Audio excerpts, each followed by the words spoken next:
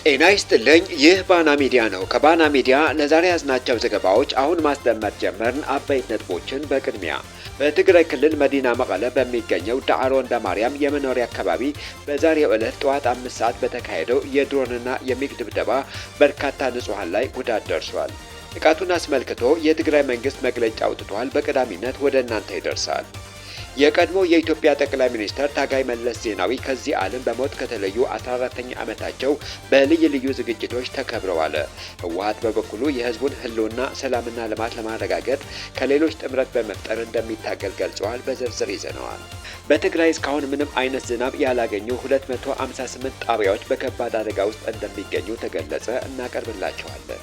የአማራ ፋኖ ብሔራዊ ንቅናቄ አፍን በምስራቅ ወለጋ ጊዳ አያና ወረዳ በወሰደው የተቀናጀ ወታደራዊ እርምጃ ከፍተኛ ድል ማስመዝገቡንና በዓለም አቀፍ ደረጃ ደግሞ የፖለቲካና ዲፕሎማሲያዊ ትግሉን አጠናክሮ መቀጠሉን አስታወቀ።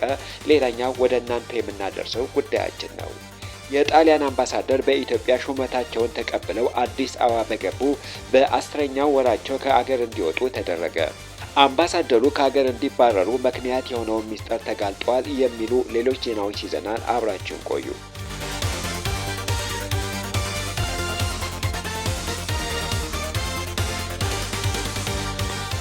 በትግራይ ክልል መዲና መቀለ በሚገኘው ዳዕሮ እንደማርያም የመኖሪያ አካባቢ በዛሬው ዕለት ጠዋት 5 ሰዓት በተካሄደው የድሮንና የሚግ የቦምብ ድብደባ የ2 ዓመት ህፃንን ጨምሮ የቆሰሉ ንጹሃን ዜጎች ቁጥር 13 መድረሱንና በቤቶች ላይ ከፍተኛ ጉዳት ደርሷል። የአብይ አህመድ አገዛዝ በተለያዩ የትግራይ አካባቢዎች የድሮንና የአውሮፕላን ድብደባዎች ሲፈጽም ቆይተዋል። ነሐሴ 14 2018 ዓ.ም በመቀለ የፈጸመው የድሮንና የሚግ ድብደባ ግን በጥቅምት 2015 ዓ.ም በፌዴራል መንግስትና በትግራይ መካከል የተደረሰውን የፕሪቶሪያውን የሰላም ስምምነት ከተፈረመ ወዲህ ለመጀመሪያ ጊዜ የተፈጸመ ነው። በአይደር ኮምፕሬሄንሲቭ ስፔሻላይዝድ ሆስፒታል የድንገተኛ ሕክምና ቡድን አስተባባሪ አቶ ብርሃኑ ኃይለማርያም እንዳረጋገጡት በጥቃቱ የ2 ዓመት ህፃንን ጨምሮ 13 ነዋሪዎች ላይ ጉዳት ደርሶ ወደ ሆስፒታሉ በመምጣታቸው የድንገተኛ ሕክምና እርዳታ እየተደረገላቸው ይገኛል።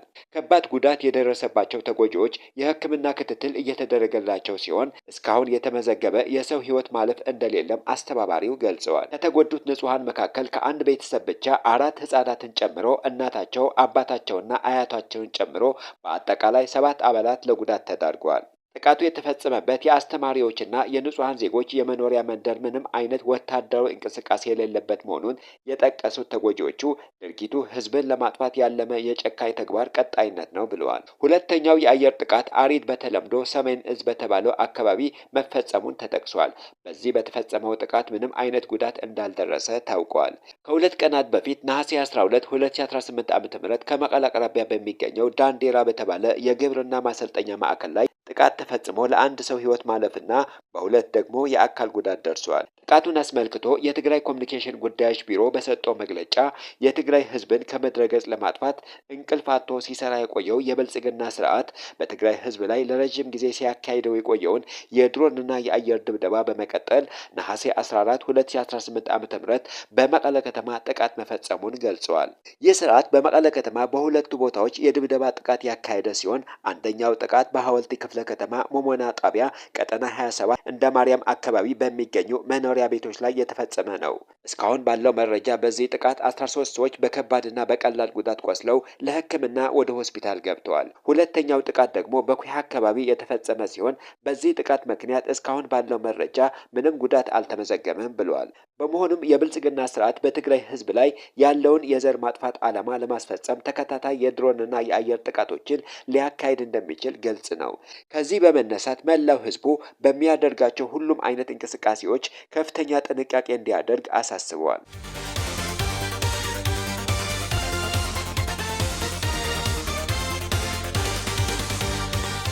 የቀድሞ የኢትዮጵያ ጠቅላይ ሚኒስትር ታጋይ መለስ ዜናዊ ከዚህ ዓለም በሞት ከተለዩ 14ኛ ዓመታቸው በልዩ ልዩ ዝግጅቶች ተከብረዋል። የመለስ መታሰቢያ ከነሐሴ 1 ቀን ጀምሮ የመለስ እሴቶችና አስተምህሮቻቸው ለሉዓላዊነትና ለራስን ዕድል በራስ የመወሰን መብት ማረጋገጥ በሚል መሪ ቃል እየተዘከረ ይገኛል። ግንቦት 1 1947 ዓ.ም በትግራይ ክልል አድዋ ከተማ የተወለዱት አቶ መለስ ዜናዊ በወላጆቻቸው የወጣላቸው ስም ደግሞ ለገሰ ዜናዊ የመጀመሪያ ደረጃ ትምህርታቸውን በአድዋ ንግሥተ ሰባ ትምህርት ቤት አጠናቀው የሁለተኛ ደረጃ ትምህርታቸውን ደግሞ በአዲስ አበባ ጄኔራል ዊንጌት ትምህርት ቤት በከፍተኛ ውጤት አጠናቀዋል። በመቀጠልም በ1960ዎቹ አጋማሽ በአዲስ አበባ ዩኒቨርሲቲ የሕክምና ትምህርታቸውን ሲከታተሉ የቆዩ ቢሆንም በወቅቱ የነበረውን የፖለቲካ ጭቆና በመቃወም በ1967 ዓ.ም ትምህርታቸውን አቋርጠው ወደ ህወሓት የትጥቅ ትግል ተቀላቅለዋል። በትግሉ ወቅትም መለስ የሚለው የሜዳ ስም በመያዝ እስከ ሀገር መሪነት የዘለቀውን የፖለቲካ ጉዟቸውን ጀምረዋል። ኢትዮጵያን በመሩባቸው 2 አስርት ዓመታት ውስጥ ሀገሪቱን ከነበረችበት ከባድ የፖለቲካና የኢኮኖሚ አለመረጋጋት በማውጣት የዜጎችን ደህንነትና ንብረት የማፍራት መብት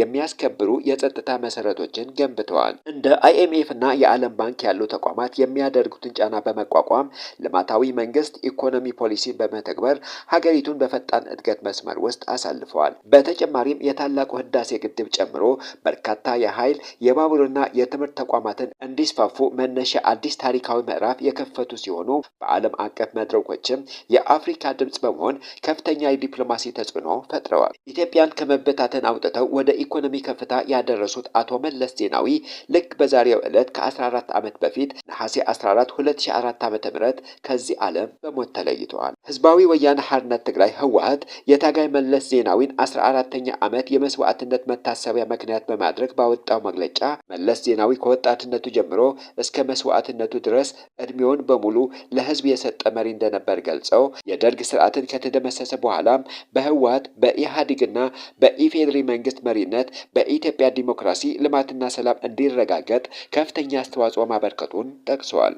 በተጨማሪም ለአፍሪካ ህዝብ ድምጽ በመሆን የታገለና በህዝባዊ አቋሙ የጸና መሪ እንደነበር አስታውሰዋል። አሁን ያለው ወቅት የትግራይ ህዝብ ህልውናውን ለማስከበርና ለራስን እድል በራስ የመወሰን መብት እየታገለ ያለበት እንደሆነ ያመለከተው መግለጫው የህዝቡ ህልውና ሰላምና ልማት እንዲረጋገጥ ህወሓት ከተለያዩ አካላት ጋር በመቀናጀት የመሪነት ሚናውን አጠናክሮ እንደሚቀጥል ገልጸዋል።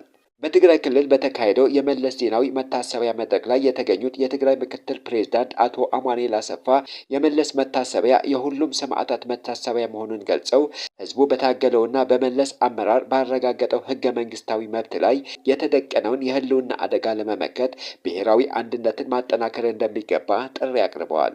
የቀድሞ የፖለቲካና የትግል አጋሮቻቸው በሰጡት ምስክርነት መለስ ዜናዊ በፈታኝ ወቅት ችግሮችን በጥናት የመፍታት ልዩ ብልሃት እንደነበራቸው ገልጸዋል። መለስ ከባድ ጉዳዮችን ሲያጋጥሙ በቂ ጥናት በማድረግ ተግባራዊ መፍትሄ የማቅረብ ልዩ ክህሎት እንደነበራቸውና በድርጅት ውስጥ ልዩነቶች ሲፈጠሩ በሰፊ ውይይቶች የመፍታትና ተቃራኒ አቋም ያላቸውን ኃይሎች በጠንካራ መረጃ የማሳመን አቅም እንደነበረባቸው መስክረዋል።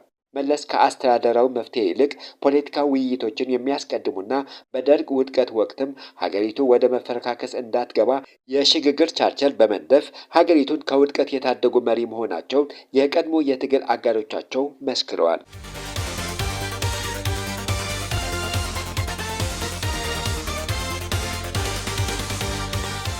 በትግራይ 258 ጣቢያዎች በድርቅ ምክንያት በከባድ አደጋ ውስጥ እንደሚገኙ ተገለጸ። ይህ የተገለጸው የትግራይ አደጋ ስጋት አመራርና ዝግጁነት ኮሚሽን ነሐሴ 14 2018 ዓ.ም ለጋዜጠኞች በሰጠው መግለጫ ነው። ትግራይ አደጋ ስጋት አመራርና ዝግጁነት ኮሚሽን ምክትል ኮሚሽነር አቶ ገብረ እግዚአብሔር አረጋዊ እንደተናገሩት በሜትሮሎጂ ትንበያ መሰረት ይህ ክስተት ሊከሰት እንደሚችል አስቀድሞ ህብረተሰቡ እንዲያውቅ መደረጉንና የቅድመ ዝግጅት ስራዎች ሲሰሩ መቆየታቸውን ገልጸዋል። በዋናነት በድርቁ አደጋ ምክንያት ወደ 50 ገደማ ወረዳዎች ለአደጋ ሊጋለጡ እንደሚችሉና ከነዚህም ውስጥ በ37 ወረዳዎች ላይ አደጋው የከፋ ሊሆን እንደሚችል የሚያሳይ መረጃ የነበረ መሆኑን አሳስበዋል። ይህንን አደጋ አስቀድሞ ለመከላከል በየዘርፉ የ45 ቀንና የ1 ዓመት እቅዶች ተዘጋጅተው ወደ ስራ መገባቱን ተናግረዋል። ከሰሞኑ ያጋጠመው የድርቅ አደጋ በአይነቱ ከባድና በጣም ሰፊ መሆኑን የገለጹት አቶ ገብረ እግዚአብሔር በዋናነት 6 የደቡብ ዞን ወረዳዎች 5 የደቡብ ምስራቅ ወረዳዎች፣ 11 የምስራቅ ዞን ወረዳዎች፣ 16 የማዕከላዊ ዞን ወረዳዎችና 3 የሰሜን ምዕራብ ወረዳዎች በከባድ አደጋ ውስጥ እንደሚገኙ ገልጸዋል። በተቃራኒው 363 የትግራይ ጣቢያዎች ወረዳዎች የተሻለ ወይም መካከለኛ የሚባል የዝናብ መጠን ያገኙ ሲሆን በአጠቃላይ የዘመኑ ክረምት አነስተኛ የተቆራረጠና ያልተመጣጠነ ዝናብ የታየበት መሆኑን ተናግረዋል።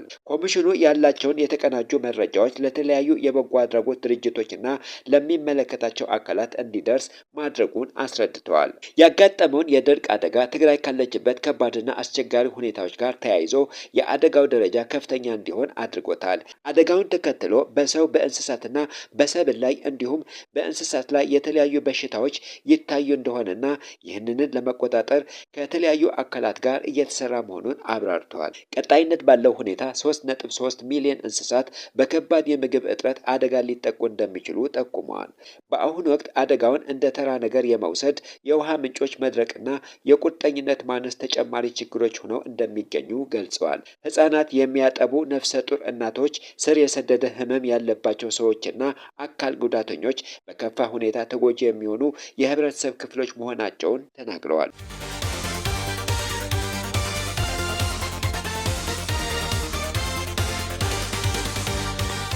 የአማራ ፋኖ ብሔራዊ ንቅናቄ አብን በምስራቅ ወለጋ ጊዳ አያና ወረዳ በወሰደው የተቀናጀ ወታደራዊ እርምጃ ከፍተኛ ድል ማስመዝገቡንና በዓለም አቀፍ ደረጃ ደግሞ የፖለቲካና ዲፕሎማሲ ትግሉን አጠናክሮ መቀጠሉን አስታወቀ። በጊዳ አያና ወረዳ ፈንደቃና አበሳ ጎራ በተባሉ አካባቢዎች የፋኖ ኃይሎች አንሺ ሰይድ ባደረገው የደፈጣ የጥምር ሰራዊት ውጊያ በብልጽግና ሰራዊት ላይ ከፍተኛ ወታደራዊ ጉዳት አድርሷል። በዚህ አውደ ውጊያ 24 የተለያዩ ተሽከርካሪዎችና ፓትሮሎች የተያዙ ሲሆን 196 ክላሽንኮቭ፣ 2 ብሬን፣ 2 ስናይፐር፣ 6 የመገናኛ ሬዲዮዎች፣ 3 ኩንታል ገንዘብ እንዲሁም በ10 ሺዎች የሚቆጠሩ የልዩ ልዩ መሳሪያዎች፣ ተተኳሾችና ኤፍ1 ቦምቦች በምርኮኝነት ተይዘዋል። በተጨማሪም በመቶዎች የሚቆጠሩ የመንግስት ኃይሎች መደምሰሳቸውና የሻለቃ አመራሮችን ጨምሮ 10 አባላትን መማረካቸውን የንቅናቄው ወታደራዊ ቃል አቀባይ ገልጸዋል። በሌላ በኩል በዲፕሎማሲው መስክ የአፍብን የህዝብ ግንኙነት ኃላፊ አስረስ ማረ በዓለም አቀፍ ዘአፍሪካን ሪፖርት ጋዜጣ ላይ ባስነበቡት መጣጥፍ በአዲስ አበባ ያለው አገዛዝ የፖለቲካ ስርዓት ለውጥ ሳያደርግ በሀገሪቱ ሆነ በምስራቅ አፍሪካ ቀጠና ዘላቂ ሰላም ሊመጣ እንደማይችል ገልጸዋል። አስረስ በመጣጥፋቸው እንደጠቆሙት የፋኖ ትግል ከስልጣን ፍላጎት ሳይሆን ከአስገዳጅ የህልውና ስጋት የመነጨ በህግ ሆነ በሞራል አሳማኝ ነው።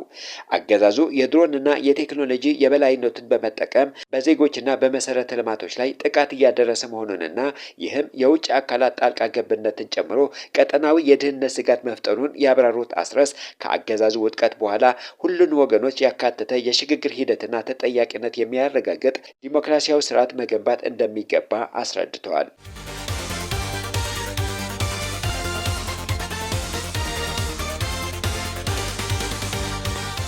የጣሊያን አምባሳደር በኢትዮጵያ ሹመታቸውን ተቀብለው አዲስ አበባ በገቡ በ10ኛው ወራቸው ከሀገር እንዲወጡ ተደረገ። አምባሳደሩ ከሀገር እንዲባረሩ ምክንያት የሆነው ሚስጥር ተጋልጧል። በኢትዮጵያ የብልጽግና አስተዳደርና በጣሊያን መንግስት መካከል ያለውን ዲፕሎማሲያዊ ግንኙነት ከባድ ውጥረት ውስጥ መግባቱን ከቀናት በፊት መዘገባችን ይታወሳል። ይህ አዲስ የዲፕሎማሲ ቀውስ አሁን ላይ ተካሮ የአውሮፓ ህብረት ያቀረበውን የፖለቲካ ማሻሻያ ጥሪ ውድቅ ከመደረጉ ጋር ተያይዞ በሁለቱ ሀገራት መካከል የነበረውን ስልታዊ ግንኙነት ወደ አዲስ የፖለቲካ ፍጥጫ አሸጋግሮታል። ለዚህ ዲፕሎማሲያዊ ውጥረት እንደ አንድ ዋና ምክንያት የሚጠቀሰው የአውሮፓ ህብረት የቀድሞውን የኦሮሚያ ክልል ፕሬዝዳንትና የፌዴራል የመከላከያ ሚኒስተር የነበሩትን አቶ ለማ መገርሳን ወደ ፖለቲካው መድረክ በድጋሚ በመምጣት ሰፊ የፖለቲካ ማሻሻያ እንዲደረግ ያቀረበውን ጥሪ በብልጽግና አገዛዝ ሙሉ በሙሉ ውድቅ መደረጉን ነው። የአውሮፓ ህብረት ይህን የፖለቲካ ማሻሻያ ጥሪ ማቅረቡን በኢትዮጵያ የፖለቲካ ውጥረት ላይ አዲስ ምዕራፍ የከፈተ ሲሆን ጥሪውን ውድቅ መደረጉ ደግሞ ከምዕራባውያን አገርና ከጣሊያን ጋር የነበረውን ግንኙነት እንዲሻክር አድርጎታል። ይህ ውጥረት በተጠናከረበት ወቅት ነው በአዲስ አበባ የጣሊያን አምባሳደር ሆነው ሲያገለግሉ የቆዩት ሴም ፋብሪዝ በኢትዮጵያ መንግስት ፐርሶነ ኮን ግራንታ አያስፈልጉም ተብለው ከአገር እንዲወጡ የተደረገው። አምባሳደሩ ሹመታቸውን ተቀብለው አዲስ አበባ በገቡ በ10ኛ ወራቸው ከአገር እንዲወጡ መደረጉን ተዘግበዋል። አምባሳደር ሴም ፋብሪዝ ከአገር እንዲወጡ ከተደረገባቸው አበይት ምክንያቶች መካከል አምባሳደሩ ወደ ኃላፊነት ከመጡ በኋላ ቀደም ሲል በኤምባሲው ስም ያለ ፍተሻ ወደ ኢትዮጵያ የሚገቡ የመለዋወጫ ዕቃዎች፣ ምግቦች፣ የቤት ዕቃዎችና የመሳሪያ ዕቃዎች ለጠቅላይ ሚኒስትሩ ወዳጆችና ቤተሰቦች ይደርሱ የነበረበትን አሰራር በመቃወም ጥብቅ ቁጥጥር ማድረጋቸውን ይጠቀሳል። በተጨማሪም ለጠቅላይ ሚኒስትሩ አጃቢዎችና ባለስልጣናት ይሰጥ የነበረውን ከቁጥጥር ውጪ የቪዛ አሰራር በመቃወም ሂደቱን ከሙስናና ከተጽዕኖ ነፃ መሆኑን ቪኤስኤፍ ግሎባል ወደ ተባለ የግል ተቋም እንዲዘዋወር ማድረጋቸው ከፍተኛ ቅሬታ ፈጥረዋል። በሌላ በኩል በኢትዮጵያ ዳግም ካንሰራራው ወታደራዊ ግጭት ጋር ተያይዞ ከጣሊያኑ ሊዮናርዶ ኩባንያ የሚደረጉ የዘመናዊ መሳሪያዎችና የድሮን ቴክኖሎጂዎች ግዢ ላይ በተፈጠረ አለመግባባት ሳቢያ ውጥረቱ ተባብሰዋል። የጣሊያን የውጭ ጉዳይ ሚኒስትር አንቶኒዮ ታያኒ እና የሮም መንግስት አምባሳደሮቻቸው በመባረራቸው ምንም አይነት ይፋዊ ምላሽ አለመስጠታቸውና በሮም የሚገኙትን የኢትዮጵያ አምባሳደር የመልስ እርምጃ ወስደው አለመባረራቸው በዲፕሎማሲው ማህበረሰብ ዘንድ ትልቅ ጥያቄ ፈጥረዋል። የአውሮፓ ህብረት ለአቶ ለማ መገርሳ የቀረበውን የፖለቲካ ማሻሻያ ጥሪ ውድቅ መደረግ፣ ከአምባሳደር ሴም ፋብሪዝ የሙስናና የቪዛ ቁጥጥር እርምጃዎች እንዲሁም ከጦር መሳሪያ ግዢ አለመግባባቶች ጋር ተደራርቦ በብልጽግና አገዛዝና በጣሊያን መንግስት መካከል ያለውን ዲፕሎማሲያዊ ግንኙነት በከፍተኛ ደረጃ መሻከሩን ተዘግበዋል።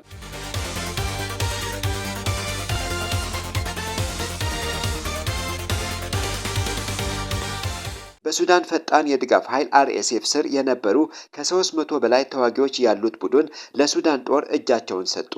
የቡድኑ አዛዥ በሰሜን ዳርፉር በተፈጸሙ አሰቃቂ ድርጊቶች ላይ እጃቸው አለበት በሚል ከተባበሩት ኃይሎች ዘንድ የከፋ ተቃውሞና ቁጣ አስነስቷል።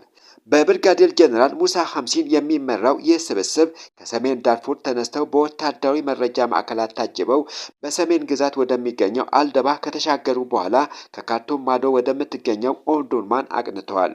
ይህ እርምጃ በሱዳን አገራዊ ሰራዊትና በRSF መካከል ላለፉት ወራት ሲካሄድ በቆየው ውጊያ ምክንያት ከተከሰቱት ተከታታይ የRSF አባላት መክዳቶች አንዱ ቢሆንም የሐምሲን በክብር መቀበል ግን በጦር ሰራዊቱ ነቀፌታ አጋጥሞታል።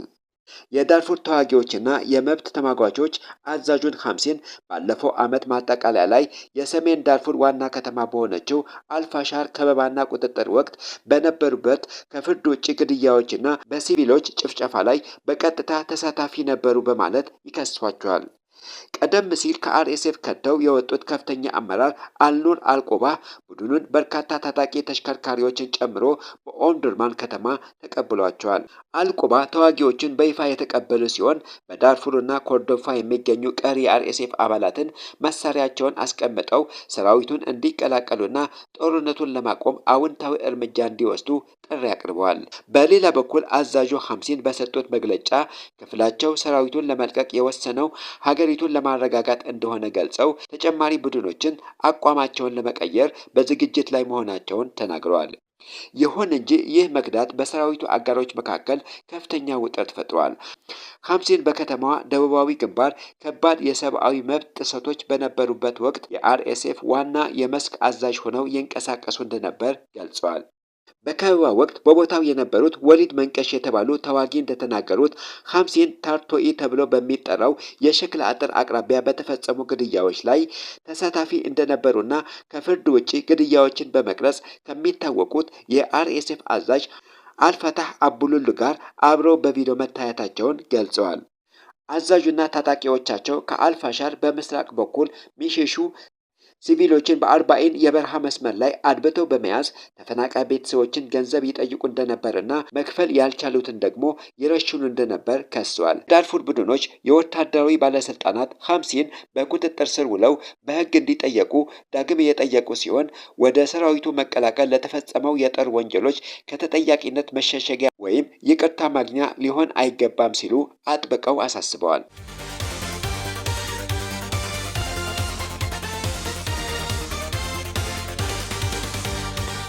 የተከበራችሁ የባና ሚዲያ ተከታታዮች ለዛሬ ያዝናቸው ዜናዎች እነዚህን ይመስሉ ነበር። ስለተከታተላችሁን ከልብ እናመሰግናለን።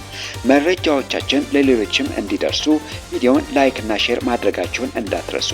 ለቻናላችን አዲስ የሆናችሁ ደግሞ ሰብስክራይብ በማድረግ የቤተሰባችንን አካል ይሁኑ።